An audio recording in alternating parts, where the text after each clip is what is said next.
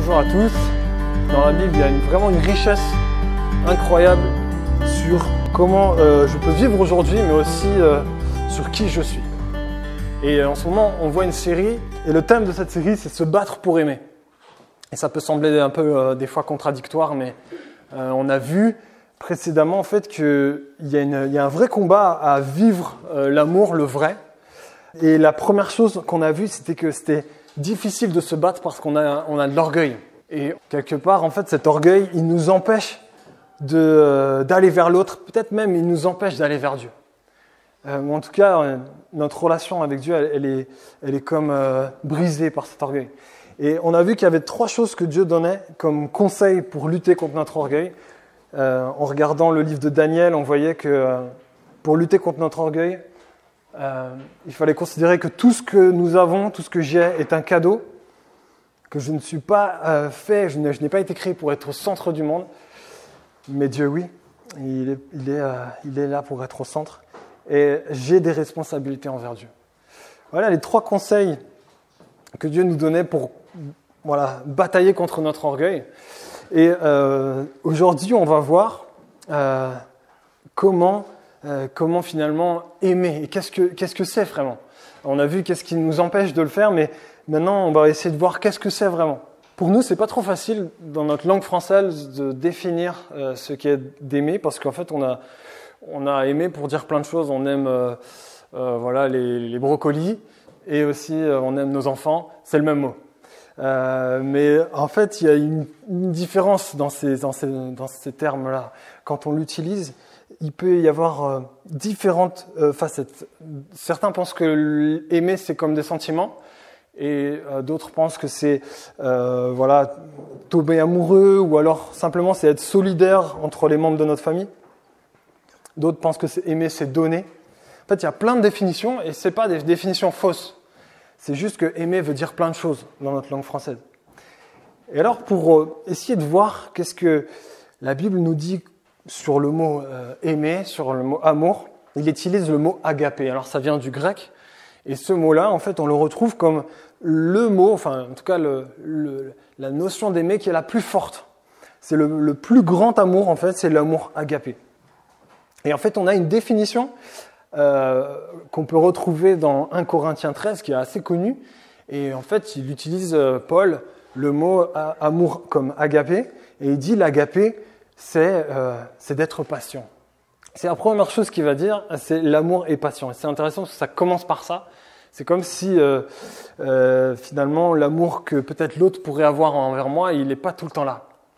Et si je veux aimer, il faut que j'ai une attitude qui est que j'attends l'autre. Finalement, je me mets au rythme de l'autre. Quelque part, je suis prêt à attendre si je veux aimer. Et il nous dit aussi que l'amour est plein de bonté. En gros, l'amour, c'est chercher le bien de l'autre. C'est chercher à faire quelque chose pour la personne, suivant ses besoins, suivant ce qu'elle recherche en ce moment. C'est rechercher à être bon, c'est rechercher à être généreux. L'amour n'est pas envieux et ne se vante pas. L'amour, c'est pas être jaloux de vouloir ce que l'autre possède. L'amour ne s'enfle pas d'orgueil. Il ne fait rien de malhonnête. Il ne cherche pas son intérêt. On l'a vu déjà dans la précédente célébration. L'amour, il a besoin d'être centré sur l'autre. Et parfois, notre orgueil nous fait qu'en fait, on est focalisé sur nous. On veut essayer d'être meilleur que les autres.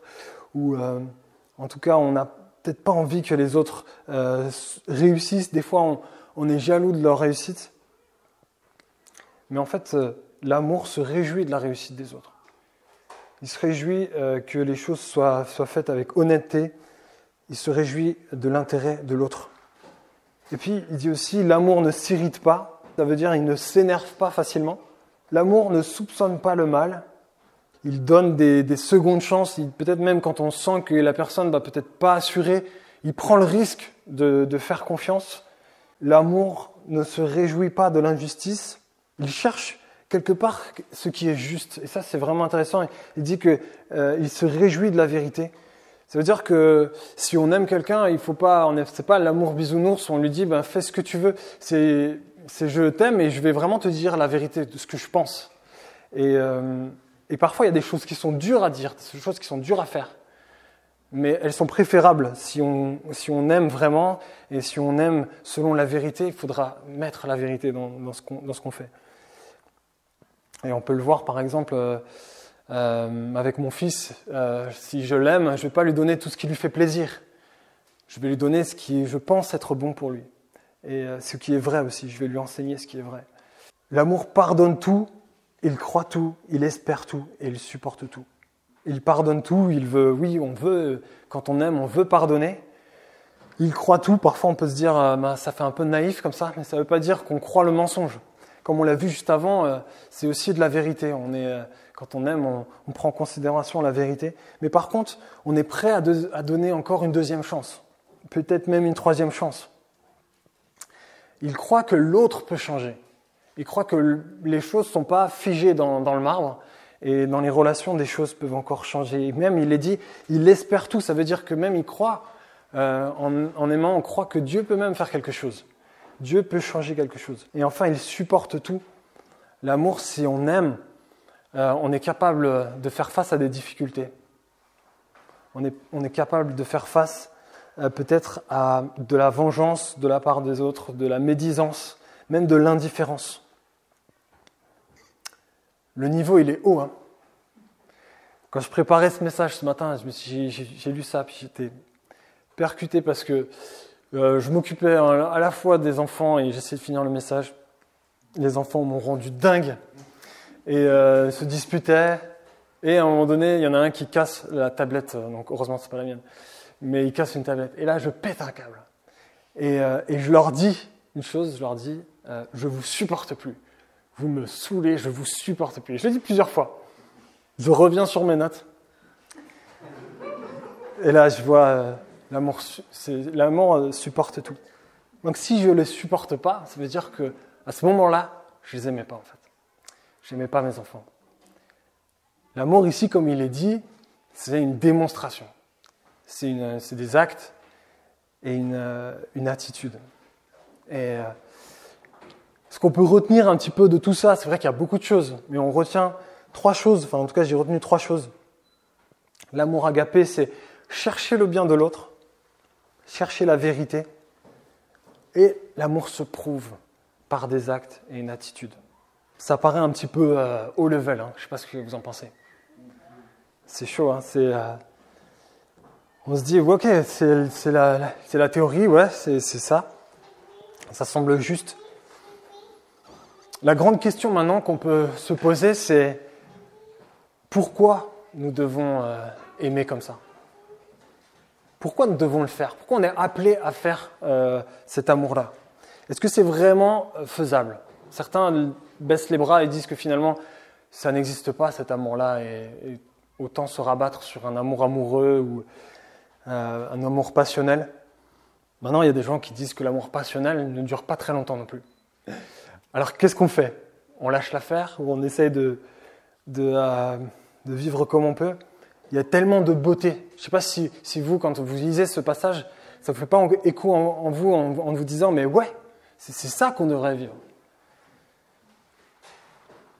Moi, je me suis demandé si le fait qu'on a ça à l'intérieur de nous, est-ce que ça ne signifie pas finalement qu'on a été créé pour ça ? Si c'est quelque chose qui fait écho en nous, qui est vraiment dans ce qu'on aspire, est-ce que c'est pas finalement notre appel ? Mais on va voir aussi une chose, c'est qu'on va voir pourquoi on doit pratiquer cet amour-là, mais aussi vers qui on doit pratiquer cet amour-là. Et je vous propose que pour ça, on étudie vraiment un passage. Donc là, on a vu un petit peu la définition, ce que la Bible dit de l'amour, le plus grand amour. Et on va voir un passage dans Matthieu 5, versets 45 à 48. Et en fait, ici, c'est un des premiers grands discours de Jésus qu'on appelle le sermon sur la montagne. Et en fait, c'est un discours vraiment percutant et ça arrive un petit peu plus tard. Donc Jésus parle à ses disciples, mais aussi il y a plein de monde autour. Et il dira, « Vous avez appris qu'il était dit, tu aimeras ton prochain et tu haïras ton ennemi.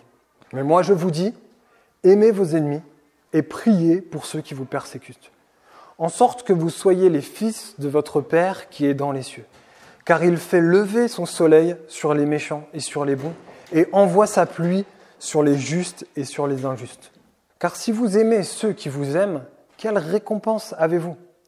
Les publicains même n'en font-ils pas autant? Si vous saluez les frères seulement, que faites-vous de plus que les autres? Les nations même ne font-elles pas ainsi? Vous, soyez donc parfaits, comme votre Père céleste est parfait. Sacré passage, hein? Vous comprenez pourquoi on dit se battre pour aimer? Vous voyez? Qu'est-ce qui nous est dit ici? La première chose qui nous frappe, c'est que Jésus nous dit d'aimer nos ennemis. Et ça nous dit quelque chose de l'amour. C'est que aimer doit être un acte gratuit. Si on est capable d'aimer nos ennemis, ça veut dire qu'on est capable d'aimer sans vouloir un retour. Dieu nous dit, enfin en tout cas Jésus nous dit que d'aimer, ça doit être un acte. Donc on l'a vu parce qu'il utilise le mot agapé, mais il nous dit aussi qu'on doit prier pour eux. Prier pour ceux qui nous font du tort et nous persécutent. C'est intéressant parce qu'il y a l'idée d'aimer par des actes, mais il dit aussi qu'il faut prier comme si ce défi d'aimer ses ennemis était aussi un peu d'ordre spirituel. C'est comme si, c'est illogique, et là, à ce moment-là, il faut quand même prendre en compte qu'il y a peut-être Dieu qui doit rentrer dans l'équation, si on veut aimer Dieu. Alors, juste avant de creuser le sujet, pourquoi il utilise le mot ennemi? Et qui sont nos ennemis finalement? Je ne sais pas vous, mais moi, j'ai pas beaucoup d'ennemis. Enfin, ça va, je suis pas trop en guerre pour l'instant. Ça arrive à des moments, mais c'est très court. J'ai pas vraiment d'ennemis. Et puis, voilà, on peut peut-être se poser cette question de manière légitime. Et en fait, Jésus, quand il utilise le mot ennemi, il va donner une petite précision avec ce mot-là. Et il utilise justement le parallèle avec Dieu. Et il dit... Car Dieu, donc, il fait lever son soleil sur les méchants et sur les bons, et envoie sa pluie sur les justes et les injustes. Une autre façon de comprendre le mot ennemi avec ce passage, on voit que c'est les gens qui ont, à plusieurs reprises, fait des erreurs. Peut-être qu'ils ont été même, par rapport à Dieu, qui ont résisté à sa volonté, qui ont résisté à son autorité. Parce qu'il nous dit quelque part ils sont méchants et injustes. C'est-à-dire qu'ils finalement, ils ne font pas les lois de Dieu quelque part. Ils se rebellent aux lois de Dieu. Pour être plus précis, on peut voir que même le pécheur, selon Dieu, c'est celui qui justement il s'oppose à la loi de Dieu parce que du coup, il ne craint pas Dieu, il ne suit pas les commandements de Dieu. L'ennemi pourrait être un enfant rebelle, en fait. Il pourrait être un mari ou une femme indifférente à son conjointe. Il pourrait être quelqu'un qui n'écoute pas les besoins de l'autre, qui va blesser l'autre ou qui va peut-être être de mauvaise humeur. Donc, quelque part, c'est bien plus large quand on parle d'ennemi. Et ça, c'est important qu'on le comprenne. Ici, on apprend que aimer doit être un acte gratuit parce que du coup, c'est un truc qu'on doit faire sans condition. C'est quelque chose que tu donnes pas à quelqu'un parce qu'il le mérite. L'ennemi ne mérite pas que tu l'aimes, que tu lui donnes de l'attention en fait. Donc finalement, l'amour, selon l'amour agapé le plus grand, il est inconditionnel. Et ça pose une sacrée question. Et c'est vraiment ce qui est particulier dans la Bible, c'est qu'il nous dit que l'amour agapé doit être un choix qui n'est pas porté par nos sentiments, mais par nos croyances. Ça, c'est vraiment important de le comprendre. Et en fait, c'est vraiment important parce que souvent, nos émotions nous troublent dans nos relations, dans ce qu'on peut tisser comme amour avec ceux qui nous entourent. Il suffit pas, en fait, de dire que je suis en phase avec mes émotions pour se mettre à aimer. En fait, il faut qu'on se le repose sur nos croyances. C'est en croyant que, en fait, on peut faire l'amour agapé. Si une fille est amoureuse de quelqu'un qui est un homme violent, qui la frappe et tout ça, même si elle aime dans ses émotions, même si elle est amoureuse de cet homme, la plus sage décision, c'est de lui dire d'arrêter en fait. parce que si on regarde les croyances, si on regarde ce que ça va produire, au fil du temps, en fait, on se rend compte que ça va être terrible. Les émotions ne doivent pas être le seul moyen de voir notre monde, en fait. Les émotions sont un bon indicateur pour peut-être savoir si les choses sont justes ou pas, ou en tout cas, ça peut nous rappeler, mais sont un mauvais guide. Les émotions sont un bon indicateur, mais un mauvais guide. Il faut que nous reposons l'amour agapé sur des choix, sur des croyances. Dieu nous aime gratuitement. C'est la beauté de ce passage, c'est que quelque part, il nous dit, Jésus, d'aimer gratuitement, et en même temps, il fait un parallèle avec Dieu lui-même. Il lui dit, Dieu, lui, il fait lever son soleil sur les méchants et sur les bons. Il envoie sa pluie sur les justes et sur les injustes. Et c'est la beauté de ce passage, en fait. Parce qu'on voit que Dieu aime celui qui est bon, celui qui est croyant, celui qui n'est pas croyant.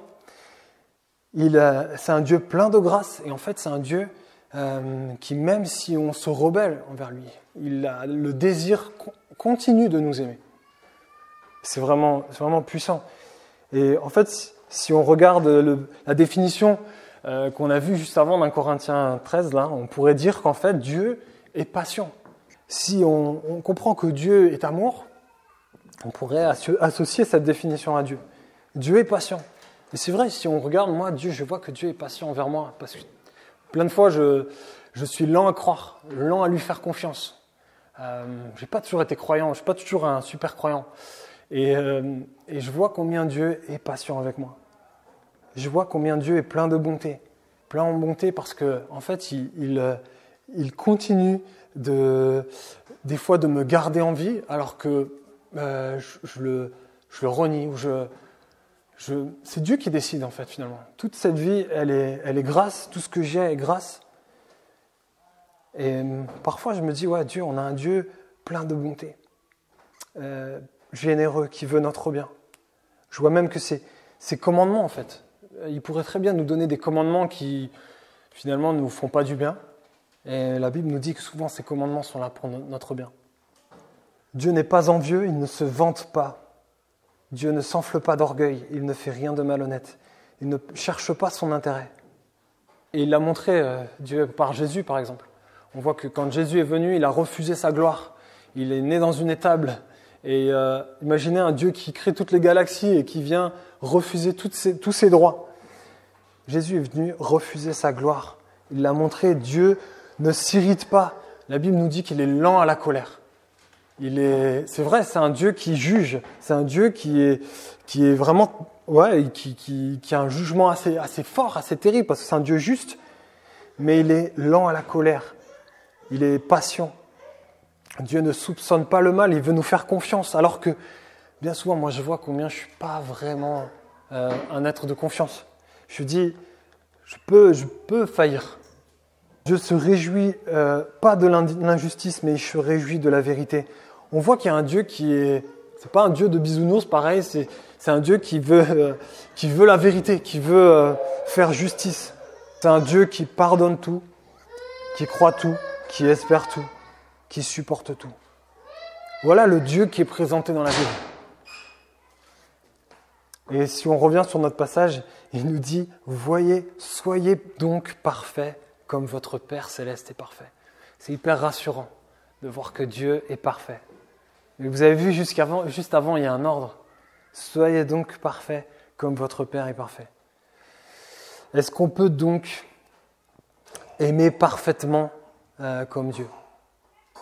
Même ce passage nous dit que si vous êtes enfant de lumière, vous devriez aimer parfaitement. Vous devriez aimer comme Dieu.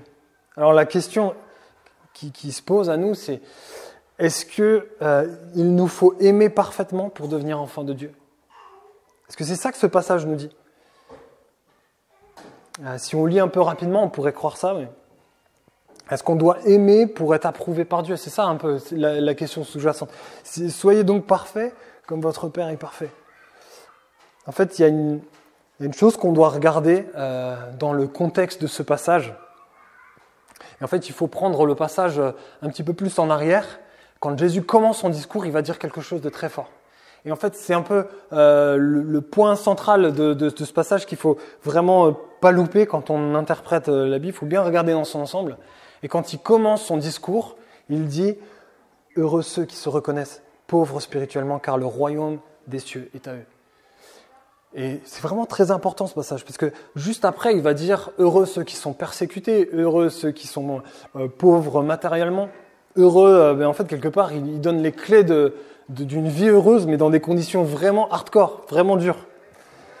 Mais la clé de ce passage, elle est là, en fait. Il nous dit « Heureux ceux qui se reconnaissent pauvres spirituellement. » En fait, quand on se reconnaît pauvre spirituellement, quand on se reconnaît que finalement on ne peut pas aimer parfaitement comme Dieu, c'est là qu'on a besoin de Dieu, c'est là qu'on demande l'aide de Dieu.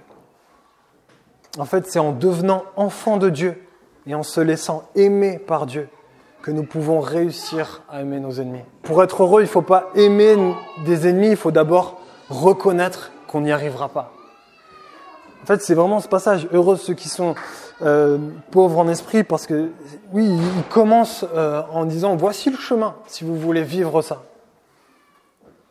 Est-ce que vous arrivez à vraiment aimer vos ennemis? Sinon, c'est une bonne nouvelle que vous le reconnaissiez. Lorsque nous aimons nos ennemis, nous prouvons que nous sommes dans la famille de Dieu, et pas l'inverse. C'est pas parce que nous sommes parce que nous aimons nos ennemis que nous devenons, mais c'est parce que nous sommes maintenant dans la famille de Dieu que nous pouvons refléter l'amour que Dieu a pour nous. Pour aimer gratuitement, recevons l'amour gratuit de Dieu. C'est trop important pour aimer gratuitement. Il faut qu'on capte ça. Et c'est ce lien que le passage fait. Il nous dit, finalement, regardez comment Dieu vous aime.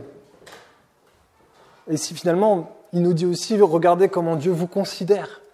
Parce que si on regarde bien le passage, Dieu nous considère quelque part comme un ennemi. Il nous considère comme quelqu'un qui n'est pas juste totalement, qui n'est pas bon totalement. Et c'est vrai qu'on ne pourrait pas comprendre combien le sacrifice de Jésus il est important tant qu'on ne sait pas que nous, on est considérés comme ennemis de Dieu. Si tu ne considères pas que tu es ennemi de Dieu, alors c'est vrai que finalement tu n'as pas besoin d'aide. Mais ce passage nous dit ça, c'est assez dur à se rendre compte. Mais pourtant, Dieu nous aime, même s'il nous considère comme ennemis. Et il l'a montré au travers de Jésus. Il a choisi de venir sur cette terre pour prendre le jugement de Dieu sur lui-même. Et il nous propose en fait d'être pardonnés. Pour conclure, nous devons cultiver l'amour gratuit parce que Dieu l'a fait avec nous. Est-ce que vous avez conscience que Dieu vous aime de manière gratuite? Moi, je trouve que c'est vraiment encourageant. Ça enlève un peu la pression et en même temps, ça nous donne envie d'aller vers Dieu. Si vous n'êtes pas chrétien, moi, j'aimerais trop vous encourager à vous laisser aimer par Dieu, à considérer en fait que ce qu'a fait Jésus, c'était pour vous aussi. Dieu nous aime malgré que nous sommes parfois rebelles à son autorité, et Dieu nous aime en fait quoi qu'il arrive.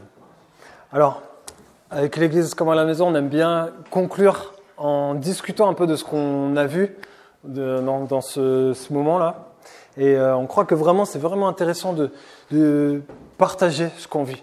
Et on vous propose 3 questions. La première, c'est est-ce que tu as l'objectif de cultiver l'amour gratuit et inconditionnel? Est-ce que ça fait partie de tes objectifs, que tu sois croyant ou pas croyant? Deuxième question, qu'est-ce qui t'empêche de recevoir l'amour de Dieu? Qu'est-ce qui t'empêche? Si tu ne l'as pas reçu, qu'est-ce qui t'empêche de le recevoir? Et si tu es chrétien ou chrétienne, comment fais-tu pour réaliser combien Dieu t'aime? C'est quoi ton truc pour réaliser quotidiennement combien Dieu t'aime? Et enfin, qui penses-tu que Dieu te demande d'aimer gratuitement en ce moment? L'idée, c'est qu'on se donne des applications concrètes pour la semaine. Et on se donne 10 minutes